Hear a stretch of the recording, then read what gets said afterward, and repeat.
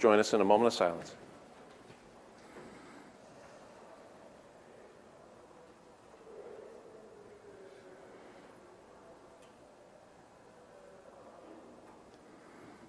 Thank you.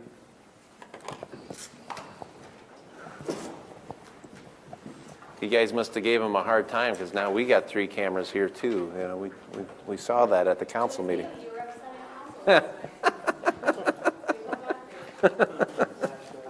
Oh yeah, and we'll wear the hat for today's meeting. I gotta get this. All right, starting off, citizen concerns not on the agenda.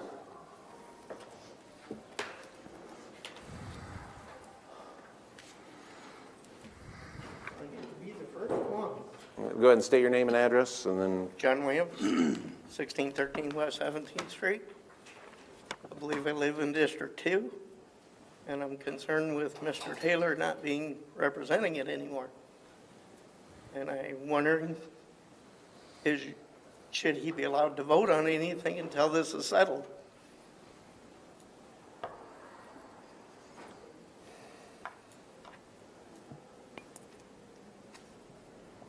I mean, legal residency shows he's legal residency at in his district, so. I can have my bill sent anywhere. Sure.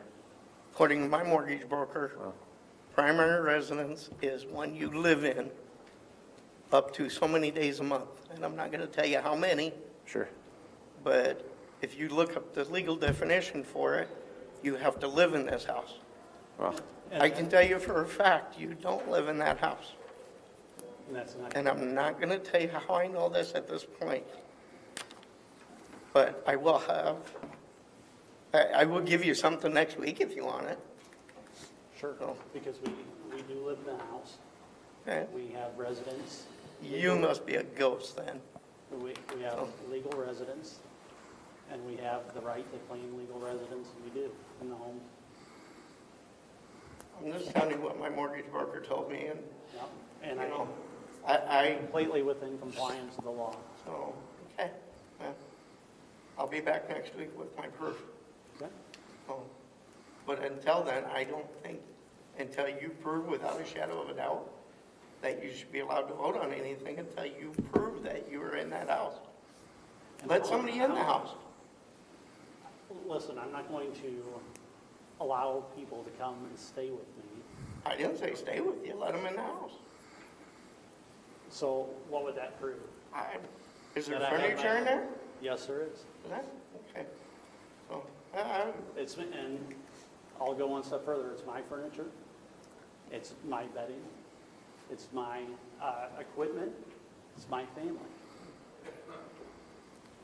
So what proof then are you asking or saying that you have otherwise that that's not the case? I'm not gonna say tonight, because you could change it tonight. So you have none. I know I'm going to get it right now. Okay. So I should have done it before I came down here, but Yes. I chose to come down here because I didn't know exactly what time the meeting was. Okay.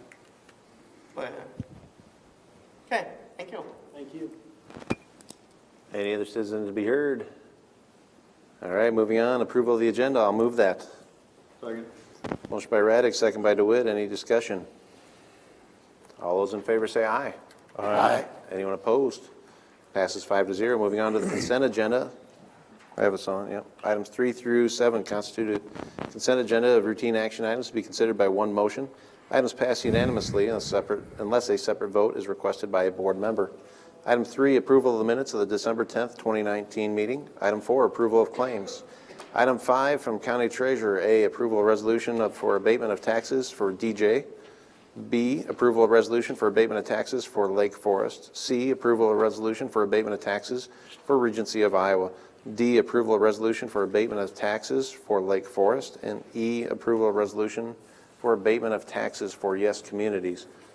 Item 6 from Human Resources, approval of memorandum of personnel transactions. Item 7, Community and Economic Development, approval of resolution thanking Joanne Sadler for her service to the Board of Adjustment. All right, and that ends the consent agenda. I will move that. Second. Motion by Raddick, second by DeWitt. Any discussion? All right. All those in favor say aye. Aye. Anyone opposed? Passes 5-0. All right, so we have a public hearing in another 10 minutes. Can we do B, Dennis, or is that, That's part of it. okay. And 9 is not part of A, is it? That's just the information, okay. So, you don't want to do 9? No, 10. Number 10. Okay. Let's go to 10 then, Board Administration.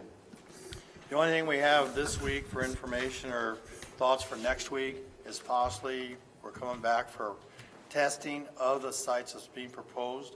There is a level 1 test already done, which the city always has to do when they get city property. They do a level 1 test of the property to make sure it didn't contaminate or anything else. But what this test would be bore drillings, which would involve going down into the ground, seeing if there's rock there or what kind of base is in the ground. It'll be approximately around $3,000 or so, but something to probably be necessary before we actually, go all the way with this. But we don't have any fears there is a problem, but he wants to make sure it isn't a problem like we could have had across the street. And then I'm sure we'll probably have to discuss with the city on how to do that, because they're going to have to be the ones, they own the land, to do the soil testing. So we'll just probably have to authorize up to X amount of dollars to Right, to get it get the soil testing and then ask them to That'd approve probably be that. agenda item next week. Although at $3,000, and if we're offering them the money for it, then I don't even know that they'd have to have it on their agenda. I think the city manager can just ask for it, so, because it's in its spending threshold. We can check with the city manager too. Okay. If we're gonna pay for it, it's just one safety, we don't wind up what we got across the street. Yeah, and it's, again, Site. I want to reiterate this many times over. We are doing everything we can to avoid the mistakes of the last jail. We don't want it on bad ground.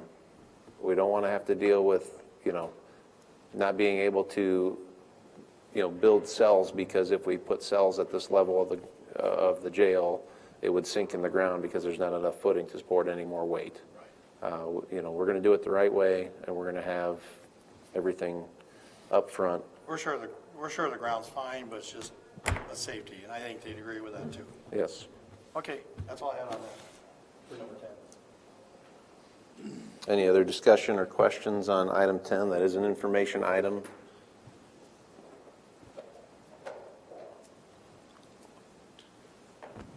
I guess some other information, relating to this would probably be our meeting that's coming up on Thursday.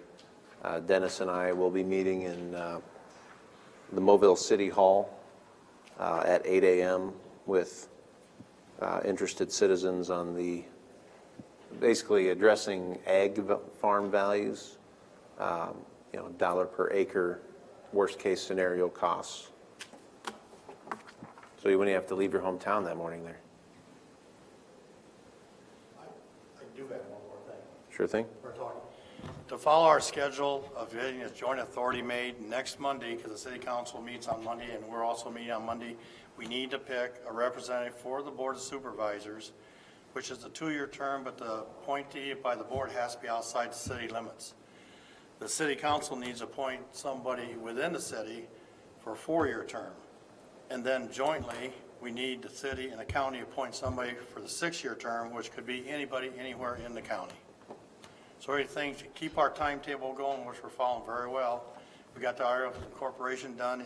I got to talk to Jason tomorrow. He should send out the final version. So with that in hand, if we get these people appointed, we take a week off because the 30th the city doesn't meet. We meet for budgets and whatever. We start really the total process with authority together, file our articles of incorporation, I believe it's the 3rd of January, and then we're on a roll. So I guess that would lead the discussion then. Do we have Rocky do it as our board member that lives out in the county, or do we find a citizen that lives out in the county? It would probably just I be. think Rocky can do it. I think it would just be as Possibly clean. a conflict, but that we can address later, I suppose. That's been brought up possibility, but I did discuss it with the mayor, and he'd prefer that, a third person be a private citizen and the best we can Right. get from. So we don't have much time to come up with that third person, but, Rocky, if you'd like to be our board representative, that's out there as the only one living in the county. Well, if you insist. The field was narrowed rather quickly. That's right. It'd be good to have a board representative on there. They don't make decisions on the budget, basically, because the board here will still control the operating budget. We'll control the revenue coming in to reduce the debt service levies when we get potentially federal prisoners or any other kind of revenue. So that'll be pretty much there. So it's a question mark, but he can be, absolutely. And did you get a legal opinion on that, Dennis, or where are you coming from as far as that position? Well, I know on the budget side, there's certain areas of the budget in the sheriff's office that Rocky can't vote on. I don't know which areas those are, but that's been raised before, and I think we handled that. So Rocky this- doesn't work in the jail anyway. No. Right. So somebody'd have to raise the issue, I guess, if somebody wants to. But for the time being, we need to appoint somebody next Monday. So it's just discussion. This isn't action. This is just discussion here. And then we got- Outside of the city of Sioux City limits? Right, has to be outside city limits, because that's representing the county, the city side is representing the city side. But the one that's the third one can be anybody in the county. I had some names dropped that, eventually Keith got them, and he can talk to Bob or whatever, and then come back to the board with it. But we're trying to keep on schedule, keep this thing on a roll. To keep on schedule, when does that third person need to be approved? Because doesn't it have to be approved by both the county board Right, and the city And the city has council? to approve it too, so we need to come up with some kind of a name before they set the agenda, I suppose Thursday, which doesn't give us a lot of time, but we're on a very tight time schedule. This So- Thursday? Yes, which gives us tonight, tomorrow, and Thursday. We'll see how late Thursday we go, probably afternoon. But Keith needs to contact Bob Scott, the mayor, to make sure this is on the agenda. So the same day, we're appointing, the board and the council is appointing their representatives, and then jointly we appoint one. They do it in the afternoon, we do it at night. So, And I know the board's been, Oh, we're going to do it in the morning. ours will be in the morning, so ours. Yeah, we're actually meeting at 9. We're meeting at 9 o'clock, Monday. So we'll actually do ours before they do theirs, but it'd be nice to know the names beforehand, just so everybody's well aware of what we're doing.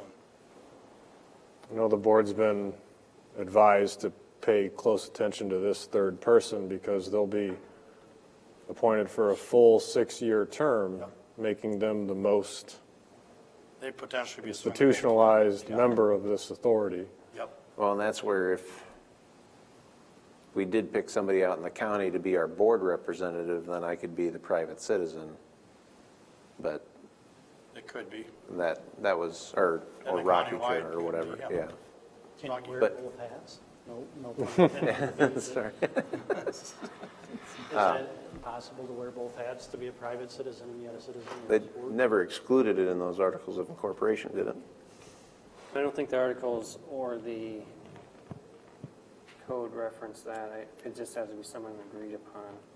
I'd By have to the look at- two. Right, I'd have to look at that again, but off the top of my head, I think that's okay. All right, well, looks like we'll just figure Rocky as our board representative for now. Is that something you should look at if I can do that? You want, Well, or would you be I mean, outside of it? We should maybe have some further discussions on that. The concern would be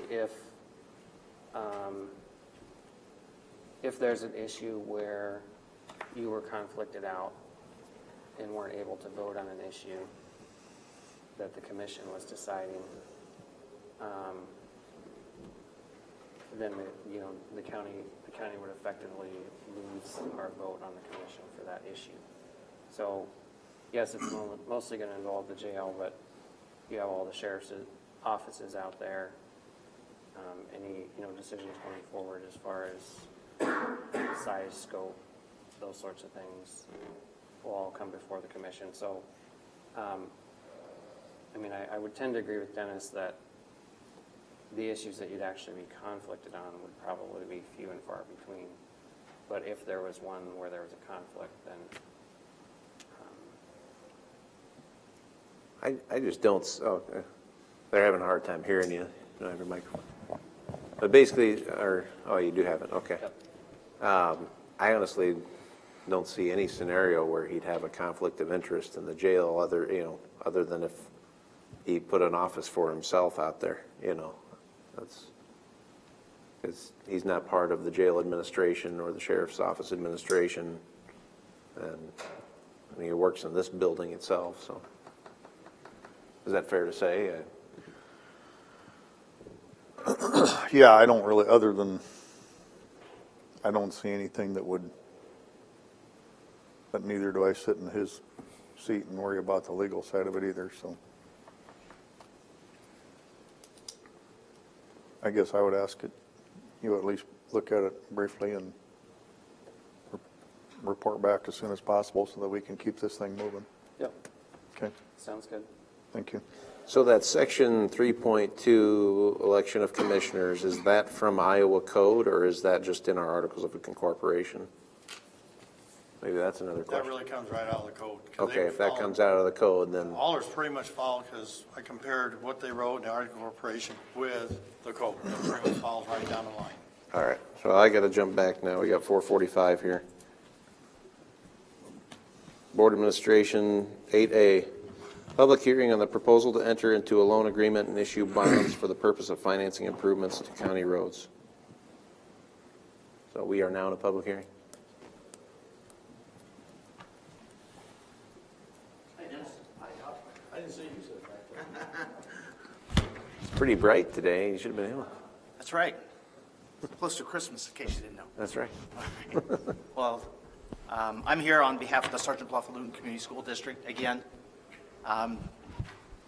The issues we have, the Board of Education and myself as a superintendent of schools, we definitely oppose the issuance of the urban renewal tax increment revenue bonds associated with the amendment. That's why I'm here today. Before I informed you that the Board of Education was opposed to the amendment to the urban renewal plan.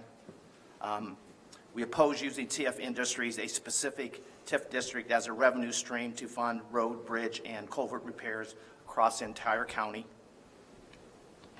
We believe the Woodbury County Board of Supervisors should find a way to have all of the taxpayers of Woodbury County share in the cost of the proposed road improvements. Then I have a couple of questions, if I may. Go ahead. First one, has your proposed plan ever been implemented in another county in the state of Iowa? More specifically, in an entire county being designated as an urban renewal area? Do you have an answer on that? I personally. Actually, there has been, I talked to Bob Johnson about that, and there has been counties did incorporate the whole area of the county. Typically, counties that have wind farms that have come in. You can come on up to the mic there.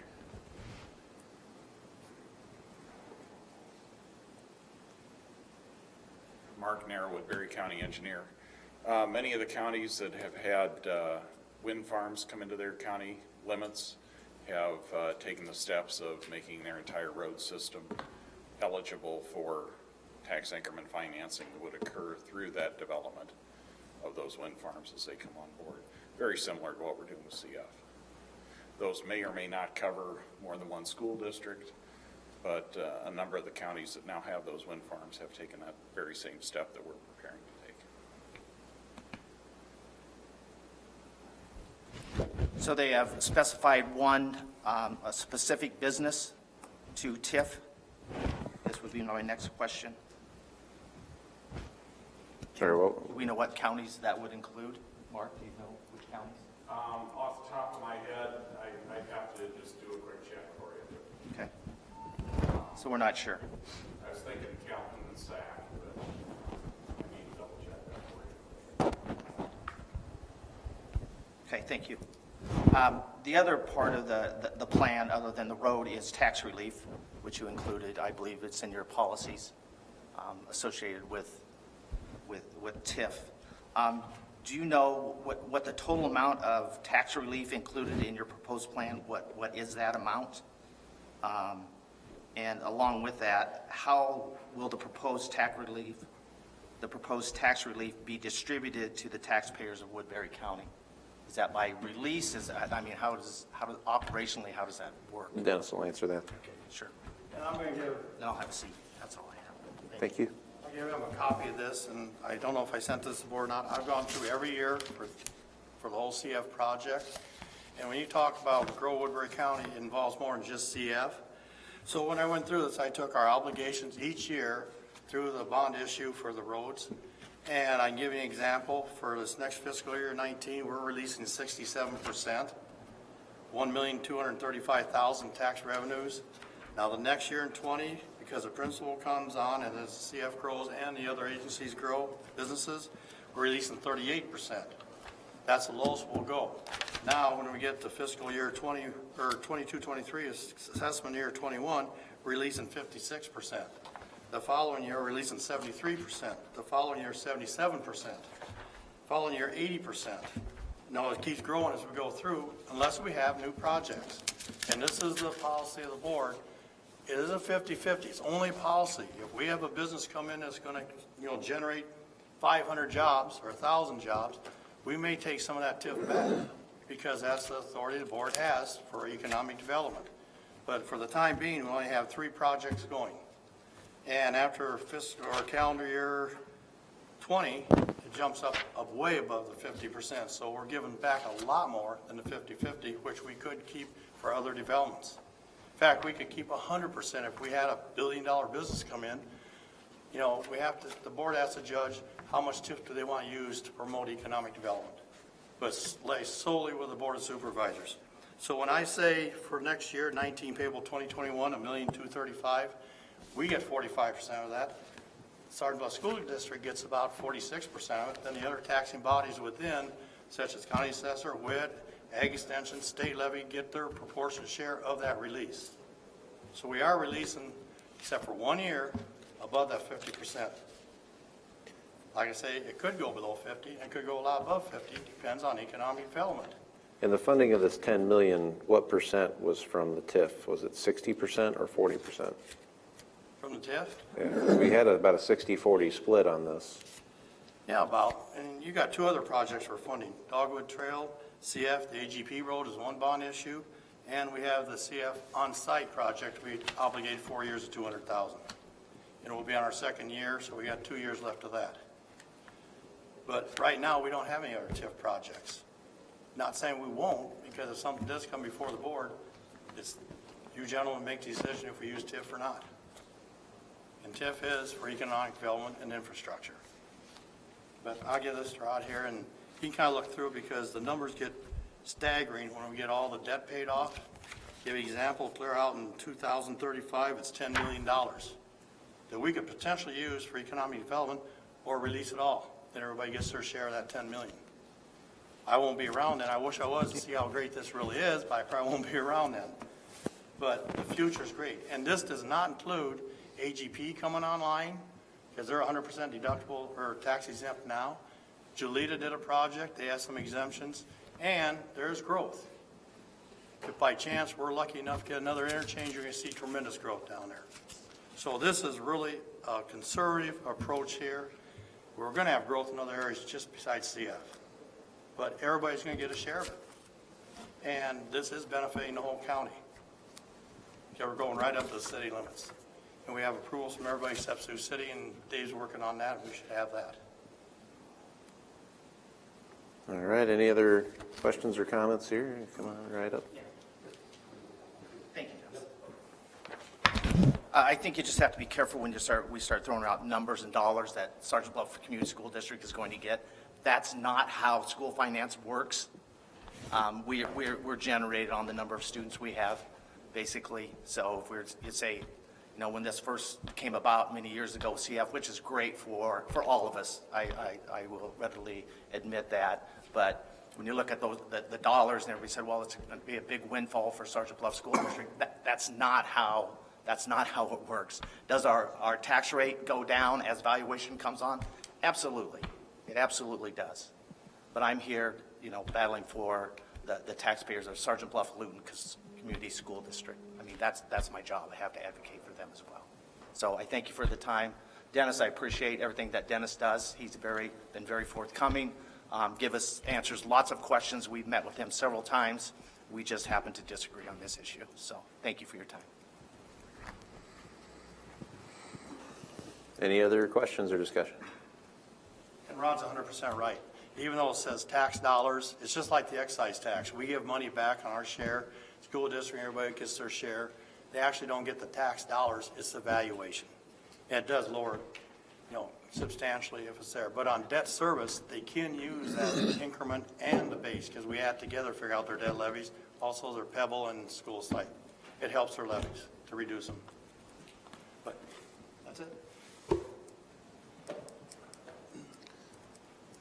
Well, seeing no other questions, concerns, we'll move to close the public hearing. Second. Go motion by Raddick, second by Ung. Any discussion? All those in favor say aye. Aye. Anyone opposed? 8B, approval of resolution expressing intent to enter. Oh, is this the second part of this one here, Yeah, right? that's the Dennis? second part. Okay. Now you're approving the resolution. Go ahead Intent with to the enter into process. general obligation urban renewal county road improvement loan agreement and issue general obligation urban renewal county road improvement bonds.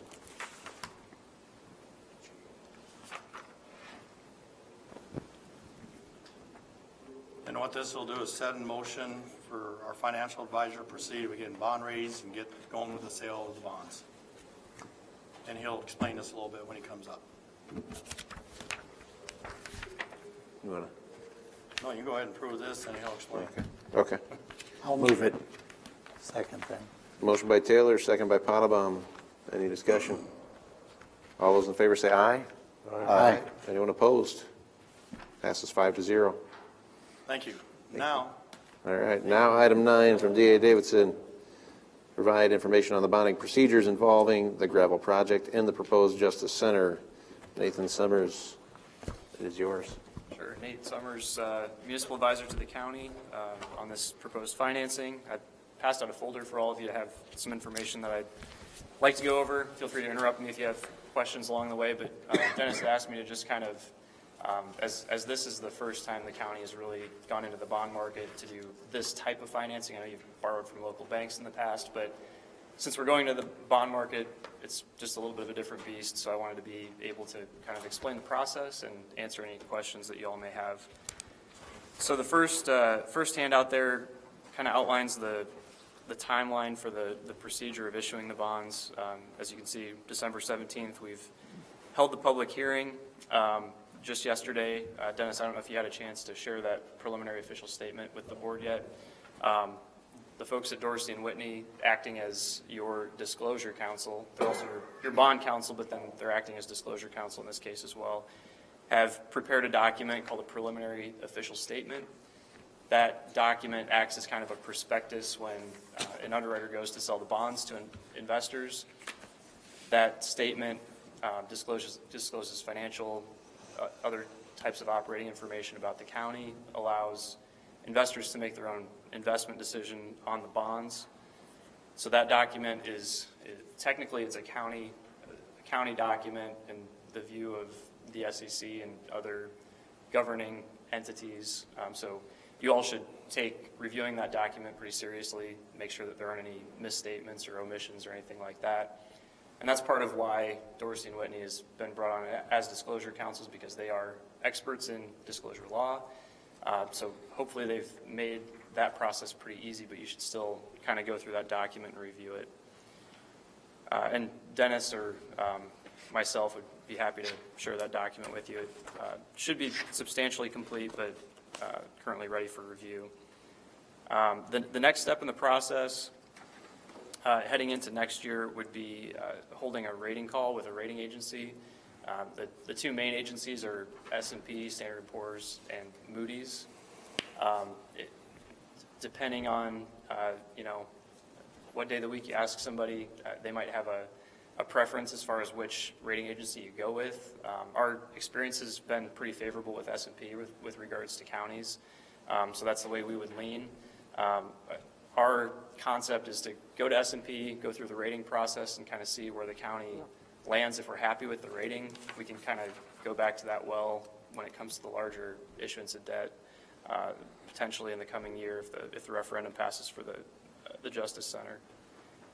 So that process would take place sometime in early to mid-January.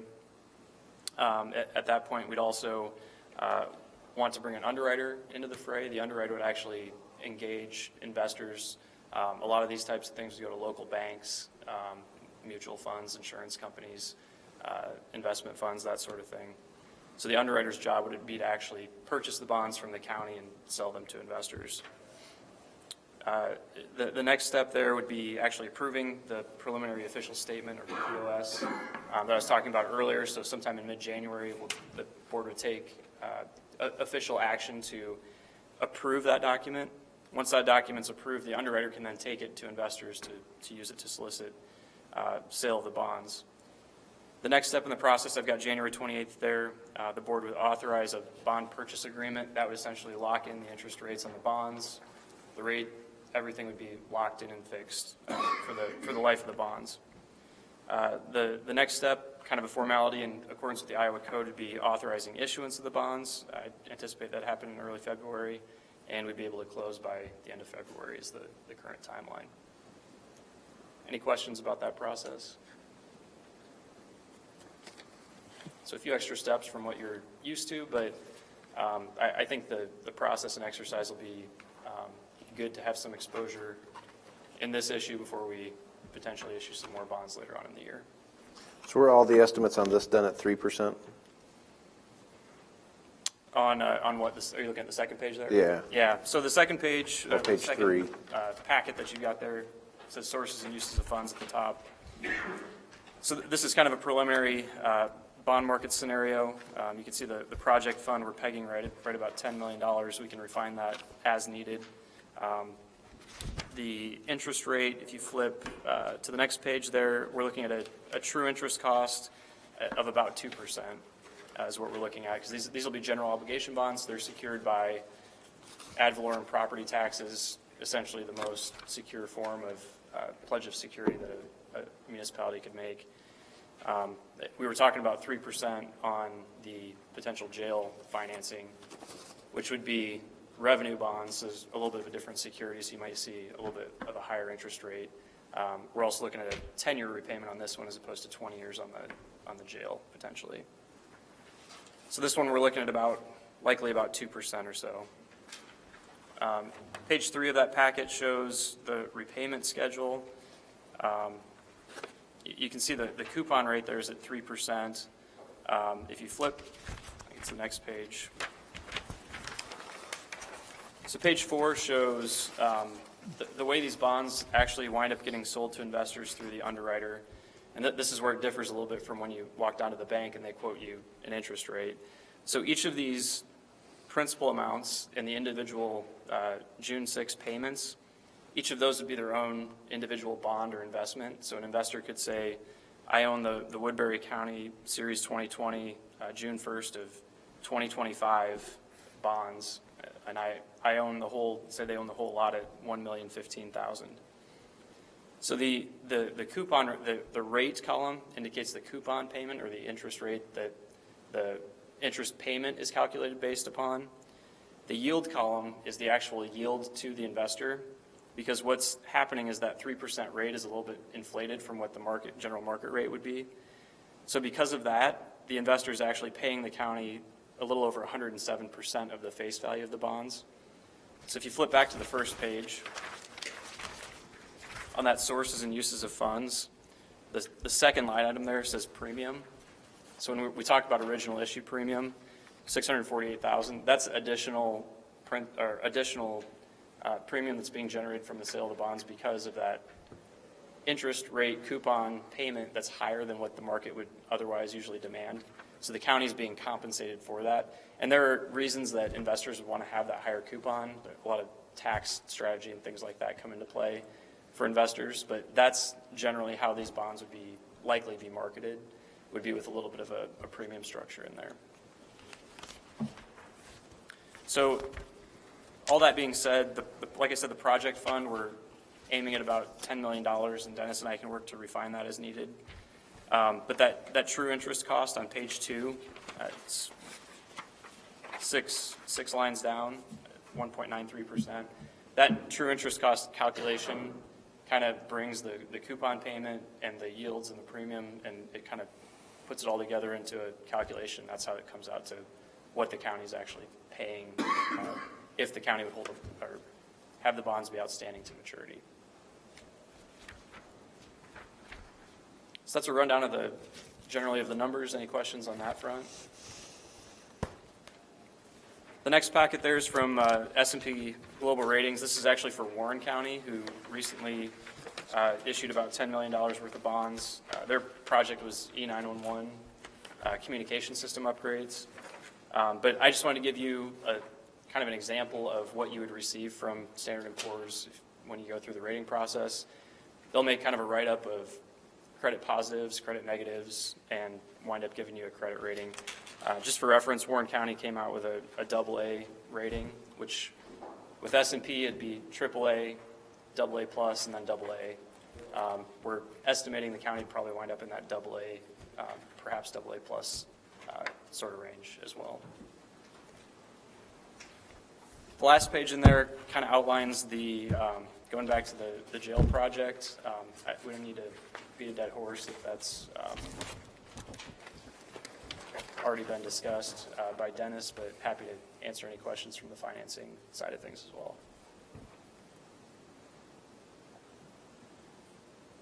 I did say it's pretty, you had a different spreadsheet at the 2.5% true interest cost, and, $7 million over the life of the 20 years is quite a bit of difference. So if we could get that, obviously better rating, get that 2.5% interest rate, that's a huge value to the taxpayers on a bond issuance. So Sure, yeah. And this estimate's hopefully high, just based on where interest rates are right now. We try to kind of aim high, that way if, we get a lot of interest rate movement in the market, because if the referendum passes, we're probably not going to issue bonds until, maybe June, which Sure. A lot of things can happen in 6 months in the news and in the economy and things like that impact interest rates. So we try to start high with our estimates, that way there's no surprises, hopefully, when we go to price the bonds. any other questions for Nathan? Can you talk a little bit about the duration for Warren County from the time that they started your involvement until when they actually put this on for a bond vote? So you're talking about Warren County's jail? Right. So the jail, they actually held the referendum before they even consulted us, actually. Okay. So we came on with the county, and it's been almost a year, I don't think quite a year, that we've been on as their municipal advisor. Okay. So, So they'd already gone through that They had, process? yep. And crossed that bridge and then? yeah, in that case they had. Okay. All right. Well, thank you very much. And nobody else? We'll move on. Thank you. Item 11, report on committee meetings. Jeremy. So I had about 5 hours of Rolling Hills meeting, 2 hours of legislative forum, in which we really emphasized to legislators need to fund the children's mental health system as we get ready. There's some heartburn, I would say, on behalf of one of the county supervisors on this panel that will be adding 3 voting members that are unelected, and I think that was his issue there. We talked about, we have $633,000 that we have now stood up to new services for mobile crisis and the 23-hour observation without funding that's going to be passed on to taxpayers. So that was a mantra that was heard time and time again. We also are looking at the next mandated service, which is an access center, and we'll have to really study deeply where that will be. Their intention is that it will be in Woodbury County. How that affects the other counties in terms of access, or whether they have some sort of virtual or mobile one elsewhere, something that we're discussing, and how that affects the disposition of the Crisis and Stabilization Center. Oftentimes those two things go together. So we're sort of in the infancy of planning, but we need to really move the ball down the field in the next couple of months as to where that'll be. We did have a member of the Sioux City Police Department who said that the along with Siouxland Mental Health, that the ideal location would be downtown rather than over on Outer Drive.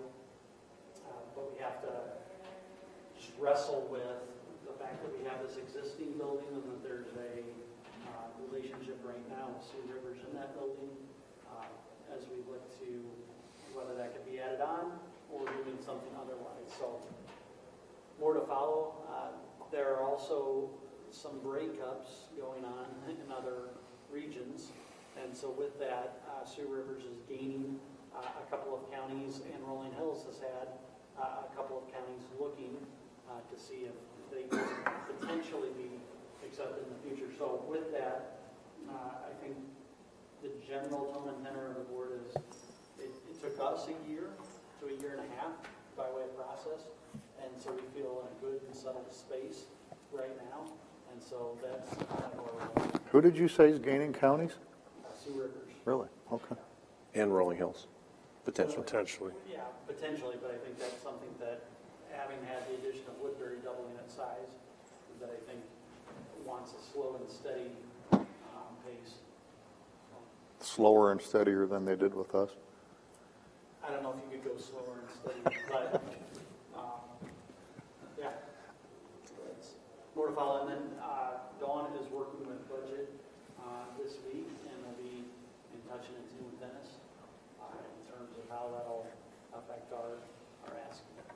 You guys just have to move to one mental health region the size of our workforce development board region now, so all the way to Cassuth County. Yeah. Sometimes larger numbers. No. That's all. All right. Thank you. Matthew? Artie or Rocky? Other than what you want to talk about from last night, maybe? You want it? On the city, but Okay. Well, Dennis, Kenny, Rocky, and I went to the city council meeting just to kind of discuss the items that were on the agenda, be there for any questions they might have. I did give the press a hard time for having 3 cameras there. The discussion was really positive, and I think the council's excited to be working on this. It is kind of a historic deal to have, Woodbury County and Sioux City working together towards a project of this magnitude. So it's great they have that letter of intent to work with us and form the joint authority, and then they also waive the legal side of things because we're both using the same attorney on this. So moving forward, I think that makes things a lot easier. We do have, of course, the upcoming agenda items for Monday that we've talked about. So I guess any questions on any of that? All right. I also had a Simcoe meeting, kind of a calendar year end kind of deal, discussion of officers that would be leaving, election of new officers. Most everything stayed the same. Item 12 is citizen concerns, round 2. Any out there? All right. Board concerns. 13A, a set time for December 30th, 2019 meeting. Is 9 a.m. going to work for everybody on that too? I'd prefer later. That's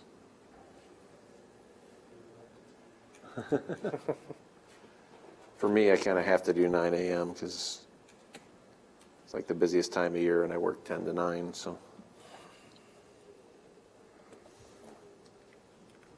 So I guess, I mean, have to call in either way. okay. We'll be out of town. Not to create any suspicion. I'll try to make it. I work 7 to 3 and I do my schedule a month out in advance, so. But right now with kids being gone, nobody else is scheduled, so, but I'll try to get it to work. Same with next week, actually. You work till what time on?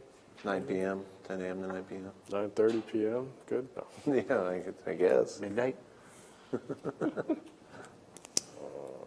just figure it's better to be here when the lights are already on. All right.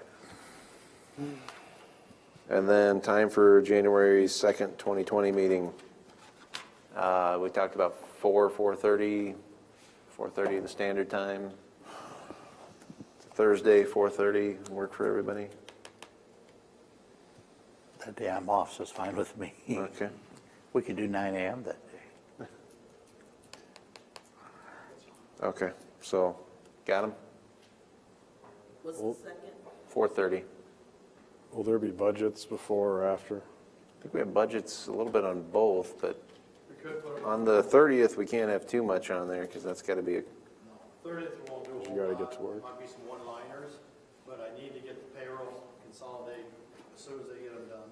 Give them consolidated budget so we know where we're at with the full budget. so I got to work on my one-liners is what you're saying? That might be difficult, but yes. So on the 2nd, are you thinking about having a budget before the meeting or just starting at 4:30? Agree to that. Yes. Yeah, You do need a lot of work on your one-liners, Keith. thank you. So we maybe start like at 4:30, start at 3, give us an hour and a half. I mean, stay on the 30th where we're at. Just in case, I think 3:30 would be a little better because school schedules and that kind of stuff. All right. Oh, is there not? Is that? Oh, okay, then I'm good with that. Yeah. Yeah. I wouldn't. You got to remember, I homeschool too, so. So what time did we say? 3 o'clock, 3 o'clock. We got about 5 options in there somewhere. As early as 3. Depends how much budget stuff you got ready. You got it all ready, right? Pretty much, we got it all in, we're just waiting for the payroll side. It's like a cable repair. Will start sometime between That's right. 3 and Noon and 5. Got a great story about that the other day. All right. I guess I wanted to mention TIF again. I mean, it's a great tool. I hate to see that, you know, one organization is feeling like they're getting the short end of the stick here, but without the TIF, you know, the CF revenue might not be here at all. It was a tool to get CF built. The funds are growth that would never have been here without that kind of agreement.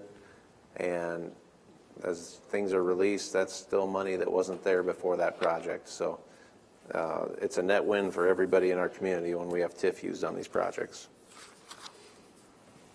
Anyone else have something to say? All right. Anything? All right, we're adjourned.